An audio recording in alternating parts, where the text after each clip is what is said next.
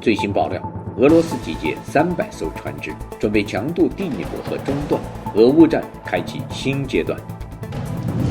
名将出征，泽连斯基亮王牌。乌军空袭车臣特种部队驻地，首府格罗兹尼传来剧烈爆炸声。叙利亚第4大城市哈马1天之内被攻克，下一目标霍姆斯，阿萨德麻烦大了。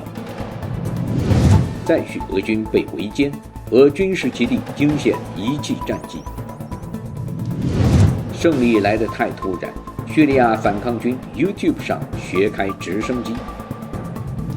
新闻背景讲，叙利亚内战各派势力及背后力量格局图。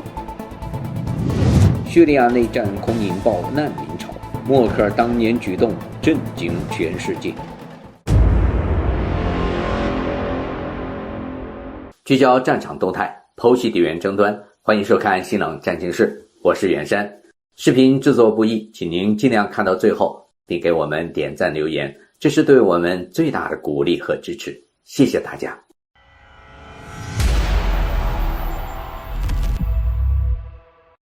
12月5日，俄乌战争进入第1016天。根据乌总参公布的最新数据，过去24小时里，俄罗斯军队共损失1580人。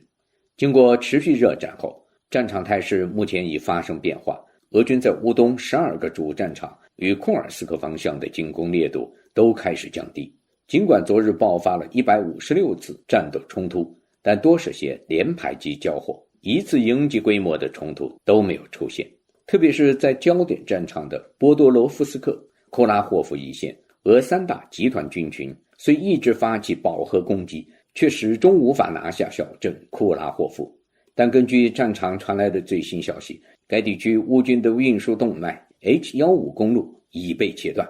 库尔斯克战场上，乌军第47旅在马尔丁洛夫卡方向与俄军持续激战，击退了俄罗斯人多轮进攻。乌空军的米格29战机还使用捷达姆精确制导炸弹摧毁了一个俄军集结地。有意思的是，在简中网内遭受重创，完全失去战斗力的乌克兰第225突击营在达里诺附近的反击取得了成功，夺回了那里的阵地。目前乌军实控库尔斯克800平方公里，另有300平方公里灰色拉锯地带，还在持续增兵，作为谈判筹码。该地区必须坚持到1月20号。库尔斯克的温度目前已经为-2摄氏度，持续下雪，给攻守双方的行动都带来了一定困难。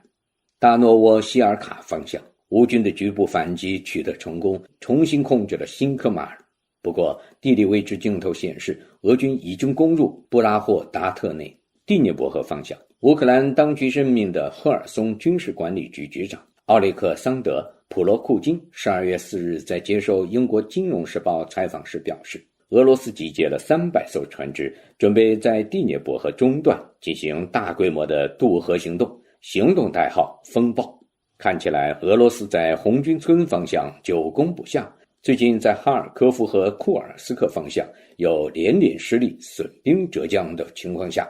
希望另辟蹊径，在乌南有所突破了。不过有军事分析专家认为，这种可能性几乎为零，因为第聂伯河赫尔松段的宽度为700至1000米，这个距离完全在对方炮火和无人机监控并覆盖之下，肉眼可见的世界中，若集结300艘船渡河，无异于自杀。俄罗斯持续对乌克兰关键基础设施发起空袭，乌克兰防空系统共击落来袭的俄罗斯58架无人机中29架，另有28架被电子战系统压制，还有1架飞往了俄战区，100%拦截率，证明了在乌克兰密集的防空网络前，俄军无人机对乌本土能够造成的危害已越来越小。总体来看，这场战争开始以来，俄军的大规模攻势进行了3轮。第一轮攻势于2022年2月24号开始，至俄军攻下北顿双子城之后力竭而至，持续时间大约是半年。此后乌军进行了成功的大反攻，收复了赫尔松以及哈尔科夫的失地。第二轮攻势持续的时间差不多也是半年，结束的时间大致在瓦格纳攻下巴赫穆特后因为极大的战损而与俄罗斯国防部爆发冲突，并进行短命的起义的2023年6月。此后乌克兰发动了不太成功的蓝线大反攻。第三轮就是目前正在进行的全面进攻，从去年10月开始，到现在似乎还没有出现力竭消退的苗头。据第三方统计，截至11月30日，俄罗斯共占领乌克兰 18.07% 的领土，包括克里米亚和2022年之前占领的顿涅茨克和卢甘斯克地区。这是近3年来俄罗斯取得的最大单月领土增幅，超过11月份的 538.84 平方公里。仅3个月，俄罗斯夺取乌克兰 1708.22 平方公里，夺回库尔斯克 324.54 平方公里，合计夺取 2032.76 平方公里。自2024年6月以来，这些涨幅每月都在持续增长，反映出俄军前进速度的稳步加快。不过，虽然目前俄罗斯共占领乌克兰 18.07% 的领土，但远没有2022年3月开战初期时，也是俄罗斯占领乌克兰领土最高峰时期的 25.86% 多。基辅时报报道，乌克兰工程师开发出一款连接光纤电缆的无人机，可不受电站系统干扰，并在战场上几乎看不见。目前这款无人机已经通过实测，将在明年开始投入量产。该无人机配备20公里长的电缆，以时速60公里运作长达20分钟，完全自主运作长达46分钟，有效载荷 5.5 公斤。乌克兰战场上迎来最强的 AI 无人机，德国赫尔辛公司生产的 HX2 卡尔玛是一种由 AI 赋予攻击能力的无人机，它可以在战场上以60千米的距离攻击地平线上的点目标。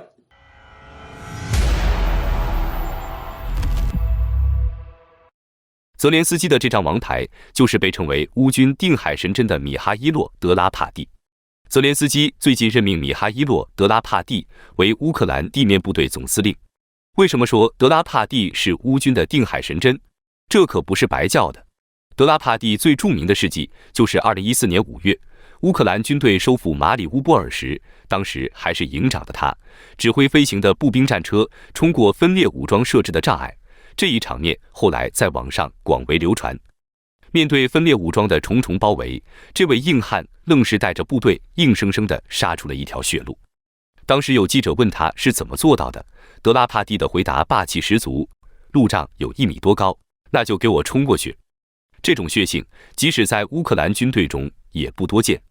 德拉帕蒂从营长一路升到旅长，再到总参谋部副总参谋长，每一步都走得实打实。在顿涅茨克地区，他带领的第58独立摩托化步兵旅可是打出了赫赫威名。他在2022年乌克兰的赫尔松攻势中也发挥了重要作用。2024年，他开始负责沃夫昌斯克。战果大家都看到了，俄罗斯英式被赶出了沃夫昌斯克，俄军无法越雷池一步。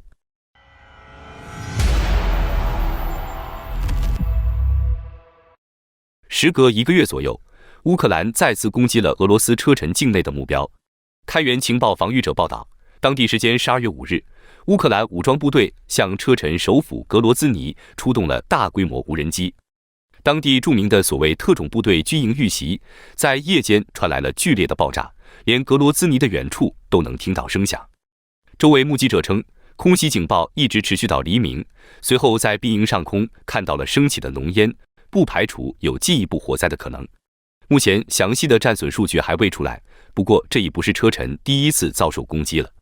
在10月29日凌晨，乌克兰就曾向车臣的古德尔梅斯发射了密集的无人机群，同样击中了当地的一个特种部队学校。当时乌军还击毁了该学校的弹药库，引发了多起2次爆炸。而这也是俄乌战争3年以来，乌克兰首次袭击车臣境内，标志着双方战事的新升级。当然，除了乌军的空袭之外，车臣本身也早就遭受其他武装的打击了。就在乌克兰发射无人机的4天前，一支俄军车队就在格罗兹尼境内被游击队突袭，造成不小的损失。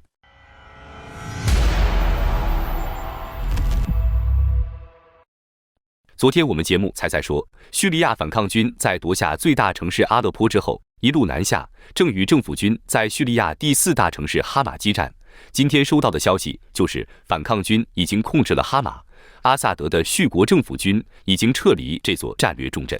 攻下了哈马，下一个目标就是霍姆斯以及更南端的首都大马士革。哈马是叙利亚第4大城市，位于通往中部霍姆斯和首都大马士革的交通要道，是兵家必争之地。而霍姆斯和大马士革目前是政府控制下仅有的2个主要城市。土耳其今日稍早报道，沙姆解放组织 HTS 领袖朱拉尼稍早透过视讯发表讯息，表示：“我向大家宣布，你们的圣战士兄弟已经开始进入哈马。”叙利亚国防部也已证实，政府军在激烈冲突后已撤出该市。这位叛军士兵回到了被独裁者阿萨德摧毁的家园。经过13年的被迫流离失所，今天他又回到了童年生活的地方。哈马式的阿萨德独裁统治被推翻后，胜利庆祝活动持续到深夜，很多人兴奋地向空中鸣枪。叙利亚政府军仓皇出逃，将哈马的俄罗斯军事基地中的大批俄罗斯战斗机弃之不顾。真是兵败如山倒。由于幸福来得太突然，叙利亚反对派在拿下阿萨德政权的一个直升飞机以后，直接在 YouTube 的教学影片上学习怎么开直升机。尽管几天前俄新社发布消息称，大批俄军伊尔运输机满载滑翔炸弹和温压弹起飞前往叙利亚，给俄叙联军送去了急需弹药。同时，俄罗斯国防部从非洲紧急增调瓦格纳雇佣兵前往叙利亚，参与对叛军作战。而且当天伊朗宣布，驻叙利亚3万多名伊斯兰革命卫队将直接参与评判，协助叙利亚政府军打击叛军。伊方同时承诺，将尽快向叙利亚提供急需的炮弹与自杀式无人机。但看来这一切都不奏效，俄叙联军的颓败势头还没有止住。俄媒称，俄叙联军空军的大规模轰炸下，已有1000名叛军被炸死，实际远没有这么多。正是由于这样的兵败如山倒，驻叙俄军最高指挥官谢尔盖·基塞尔中将，由于指挥不力，已被俄军方撤职。谢尔盖与俄军北方机群拉平上将一样，对克里姆林宫忠心耿耿，但志大才疏，在俄乌战场上曾担任第1近卫坦克军军长。因表现不佳，被乌克兰人击败，被发配到叙利亚担任俄军最高指挥官。如今又因未能阻止反抗军进攻，导致俄军多个据点失守，第2次被撤职。接替谢尔盖的是亚历山大柴科。目前，俄军在叙利亚的5个重要据点已丢了3个，大量飞机与重装也被反抗军缴获。乌克兰军事情报局12月1日称，部署在叙利亚的俄罗斯军队遭到重大损失，多支部队被反抗军围攻，数百名俄罗斯士兵被围歼失踪。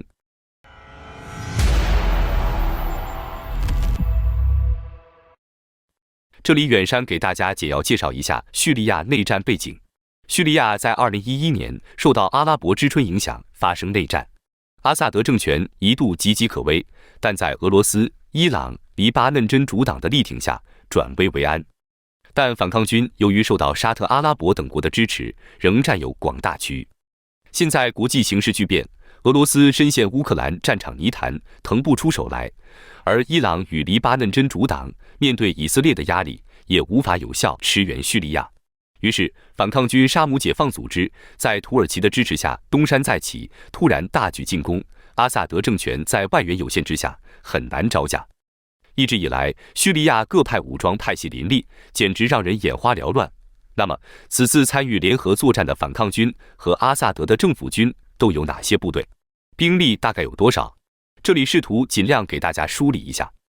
1. 原伊斯兰国残余基地组织 ISIS 的叙利亚分支约1万人左右。2. 由基地组织演变出的努斯拉阵线，属于教权派联军，也就是当下围攻俄叙联军主力的强硬派沙姆组织国民军 SNA， 其中60%的成员来自原努斯拉阵线，总兵力不低于4万人，此次出动了约2万人，支持者是土耳其、美国、以色列等。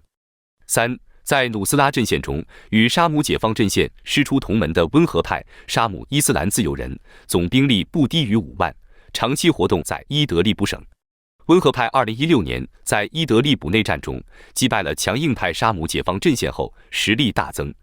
在伊德利卜省拥有能与沙姆解放阵线分庭抗礼的力量，麾下武装有沙姆伊斯兰人、穆兄会、胜利军、光荣军、土库曼旅、原自由军46师、312师、第9旅等。主和派的政治诉求与强硬派一样，是与叙利亚政府争夺未来的政治主导权。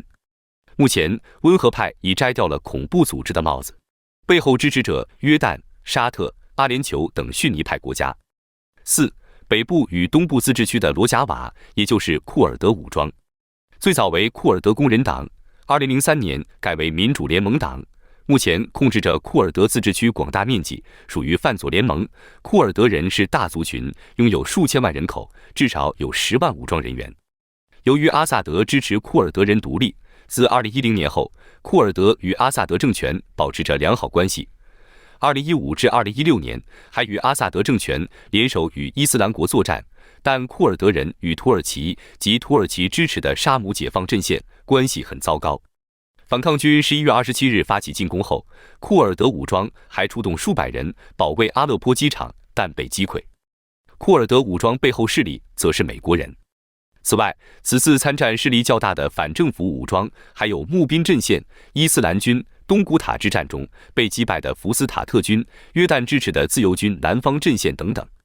总之，叙利亚各派势力鱼龙混杂，混乱不堪。这其中还有个重要原因：阿萨德家族为代表的什叶派穆斯林仅占比叙利亚总人口的15%，却统治着占人口总数85%的逊尼派。统治也就统治了，民主清廉也行，偏偏又是一个独裁腐败的利益集团。逊尼派各路反政府武装当然会与其不死不休了。最后再说说叙利亚政府军。叙利亚执政的复兴党军事力量包括叙利亚政府军空军和陆军 SAA， 支持政府的民族防卫军 NDF， 叙利亚民主军 SDF， 复兴党纵队、黎巴嫩真主党第12旅、伊朗伊斯兰革命卫队旅、什叶派阿巴斯旅、德鲁兹民团、阿富汗哈蒂马雇佣兵旅、叙利亚抵抗旅、亚述公安军，以及多个什叶派雇佣兵组织等，还包括部分胡塞武装与伊拉克民兵组织，总兵力约25万至33万人左右。叙利亚政府军背后支持者是俄罗斯、伊朗及什叶派之狐，以及中东搅屎棍中共国。至于说为什么此次各路反政府武装能并旗成剑，联手围攻俄叙伊联军，这被俄罗斯和伊朗解释为美国和以色列背后捣的鬼。其底层逻辑是，若没有美国和以色列的支持，谁有能力让如此多的反政府武装摒弃各自的政治诉求，形成统一战线呢？实际这次还真把老美冤枉了。美国与以色列支持的是沙姆组织，并不支持所有反政府武装。各路反政府武装向俄叙联军打响第一枪后，美国就与以色列召开了紧急会议，评估事态发展。虽说敌人的敌人没有危害，但无论美国还是以色列，也担心若反抗军推翻了阿萨德政权后，新上台的执政者愈发极端。沙姆解放组织毕竟还戴着恐怖组织的帽子。截至目前，没有任何迹象显示以色列向反抗组织提供了直接支持。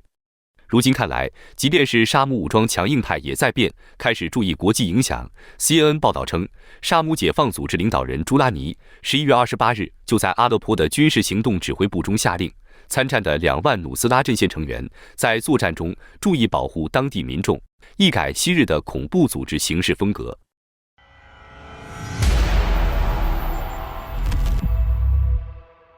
随着叙利亚内战加剧，意大利外长塔加尼警告说，叙利亚正面临新一波难民溃逃与人道主义危机，国际社会必须尽速采取行动，避免局势变得不可收拾。他指出，他非常担忧目前叙利亚的局势可能再度引爆像近10年前一样的激烈难民潮。2015年，叙利亚内战恶化，导致数十万难民逃往欧洲。当时，德国总理默克尔做出了一个后来评价2极的历史性的惊人决定，向难民敞开大门。德国在2015、2016两年间共收留超过100万名叙利亚难民。默克尔刚好在近日出版了传记，书中就描述了当初难民危机决策背后的心路历程。不过，这里顺便说一句，他在书中仍然不承认自己当时力主拒绝乌克兰加入北约有任何过错，也拒绝承认自己一手导致的对俄罗斯石油天然气的依赖有任何过错。可打脸的现实，大家已经看到了。随着近年欧洲右派政府崛起，不少国家对移民采取严控政策。塔加尼在专访中坦言，叙利亚上次爆发重大难民危机时，叙利亚难民在德国受到默克尔的欢迎，但今天我们无法再承受另一场紧急难民潮。塔加尼认为，目前以色列与黎巴嫩的停火协议是脆弱的，还要加以巩固，因为如果以黎停火失败，加萨冲突就不会有任何解决的希望。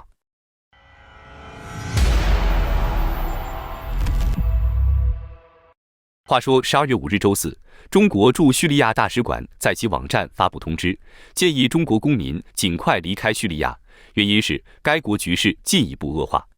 法新社报道，虽然俄罗斯和伊朗近年来始终是叙利亚政府最亲密支持者，但北京政府与叙利亚官方关系也日益紧密。自2011年叙利亚内战爆发以来，中国是阿萨德访问过的少数几个中东以外的国家之一。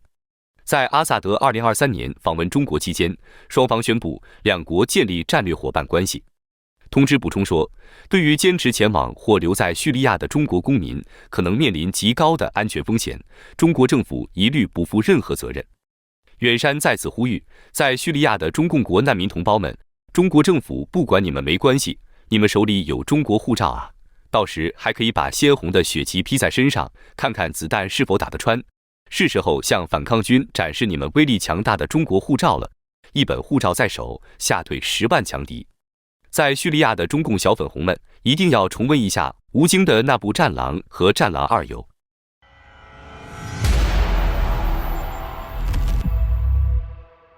为了给大家更多自我判断的机会，我们会增加一些平衡报道，比如下面的内容就来自国内红星新闻，仅供大家参考。文章说，库尔斯克大会战是2战时期苏德战争的分水岭，而在如今，俄罗斯库尔斯克地区也成为俄乌双方近日激战的焦点。库尔斯克的战斗激烈程度接近俄乌冲突爆发2年半以来的顶峰。红星新闻获悉，有在乌克兰东部城市苏梅换防的乌军战士称，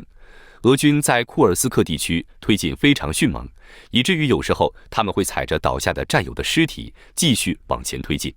还有乌军士兵称，在凌晨、白天和黑夜，俄军一直在尝试推进，乌军能感受到24小时不间断的压力。乌克兰第47机械化旅的一名营长格尼表示，他的部队2个月前抵达库尔斯克地区时，俄军只有临时征召的士兵在防守阵地。但在大约6周前，俄军发起反攻，以装甲车纵队推进，将乌克兰军队从该地区的一个小村庄逼退。俄军很快就损失了10几辆装甲车，之后放弃了这种策略，改为小股步兵徒步推进。格尼强调，俄军的人数优势给乌军的防守带来了极大的困难。在乌军指挥所里，格尼指着屏幕说，他们人实在太多了，前面的倒下了，后面的可以接着上。有时候他们一次只能推进几米远，但几周下来就会累积不小的优势。霍门科是乌军第21机械化旅的一名前线指挥员，他表示，在乌克兰最为血腥的巴赫穆特战斗中，乌军与俄军的人数比例可以达到1比3，而在库尔斯克的一些战斗中，乌军的人数劣势甚至达到1比10。霍门科表示，目前乌军士气十分低落，90%以上是没有经验且不愿意参战的征召士兵。霍门科认为，乌军最终将会丢失库尔斯克地区，因为俄军不断增加资源，很明显是要把我们推回边境。奥地利军事专家加迪此前曾造访过乌军前线阵地，他也同意霍门科的判断。不过他认为，俄军在拿下库尔斯克之前也面临着艰苦的战斗。加迪分析说，在川普即将上任之际，乌克兰必须像抓住救命稻草一样，拼死掌控住一部分库尔斯克领土，以便在川普主导和平谈判时，手里能掌握更多筹码。乌军最高指挥官希尔斯基也曾表示，库尔斯克的战斗牵制住了俄军在其他方向的部分火力。不过，加迪认为，俄军可以先消耗乌军的有生力量，然后发动大规模行动夺回失地。另一方面，则是一向亲俄的乌克兰美女议员玛利亚·贝祖格拉亚的最新爆料。这位女议员最近再度发声，除了抨击乌克兰内部问题外，还接连抛出3大爆炸性消息，分别涉及军事、政治与经济领域。贝祖格拉亚直言，俄军正在向波克罗夫斯克和第聂伯罗市推进，乌军的防御工事建设迟缓，甚至在巴甫洛格勒防线上出现数十公里的空档。他提到，乌克兰东部补给中心波克罗夫斯克，也就是红军城，可能失守，而第聂伯罗市的东大门也岌岌可危。此前，贝祖格拉亚曾警告谢里多沃镇防线形同虚设，不久后，该镇果然被俄军攻陷。他的最新警告再次成为亲俄网友的讨论热点，不少人认为这或许预示乌克兰军队新一轮溃败。在军事爆料之外，贝祖格拉亚还揭露了乌克兰政府内部的政治斗争。他指出，乌克兰总统办公室主任叶尔马克与军方高层年轻部长费德罗夫之间矛盾重重。他暗示叶尔马克联合老派势力，压制与美国关系密切的费德罗夫，甚至剥夺了费德罗夫管理军用无人机的权利。此言一出，迅速被俄罗斯宣传网络解读为乌克兰内斗爆发。对于这些所谓爆料，观众朋友您怎么看？您认为乌克兰真的有政治内斗爆发吗？我们明天会给大家重点说说近期乌克兰外交形势的一些最新进展，欢迎关注收看。好的，感谢您一口气看到最后了，这是对我们最大的鼓励和支持。要看最全面、最及时准确的战场热点报道更新，就请每日锁定新冷战情势。如果您喜欢我们的节目，也请您点赞、留言、订阅，把视频分享出去，让更多的人看到这个节目。想要赞助我们的朋友，可以打开超级感谢打赏赞助，帮助我们能持续做出更多好节目。谢谢大家。